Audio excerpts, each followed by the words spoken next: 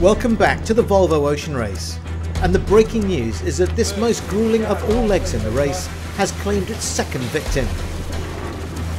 Today at 0800 UTC, Sanya suffered damage to their windward rudder, which caused the aft compartment of the boat to take on water. The boat is now slowed while the team decides how best to make the repair. Right now we've got a hole in the back of the boat, and the only thing that's stopping it sinking is the fact that we've got heel here and the watertight doors. So but we're all good, guys are good, guys have done an amazing job. The recovery from a pretty nasty wipeout, and dramas continue unfortunately on the mighty Sanya.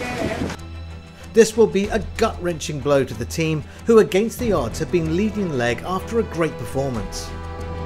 Earlier in the day, the mood on board had been upbeat and positive after competing head-to-head at the front of the fleet. Gonna roll Puma within the hour. And they were relishing the prospect of taking on the Southern Ocean. Get through this in the next 24 hours and then we'll be off, I think. Cape Horn, here we come. The morning weather had been deceptively calm, but on board Puma, skipper Ken Reid was not being fooled. It's a beautiful day out here in the South Pacific. If you didn't know any better, you'd be happy to be alive and and loving the sport of sailing.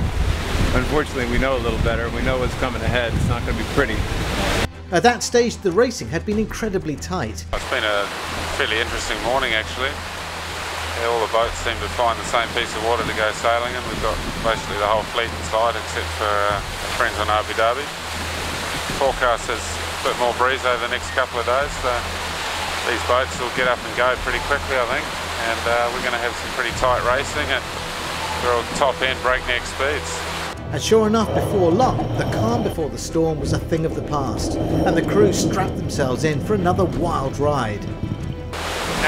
No entries, no breakages, and keep the hammer down. Abu Dhabi, who themselves had been forced back to port to make repairs, were clawing back the lost miles on the fleet, and had reduced the deficit to just 300 miles. Wind's been lifting so that we've just peeled from the frac zero to the masthead zero.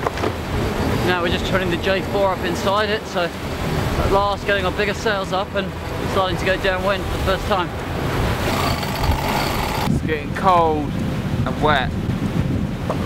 We're racking up miles though, that's the main thing. Ahead, the fleet were already into fast downwind sailing once again. Finally, some Volvo sailing. Oh, come on. It's sort of 20 to 22, which is very pleasant and still quick. Without a doubt, the best sailing in the world is downwind sailing in the Southern Ocean. There's no question about that. This is what the Volvo Ocean race is about. This is what we do it for. And it was after nightfall that Sanya fell victim to the torrid conditions. At this stage, the cause of the damage is unclear, but as the team consider their options, their sudden demise from first place to fifth will serve as a stark reminder to the rest of the fleet of just how precarious this piece of ocean is. Join us again for the latest on Leg 5 of the Volvo Ocean Race.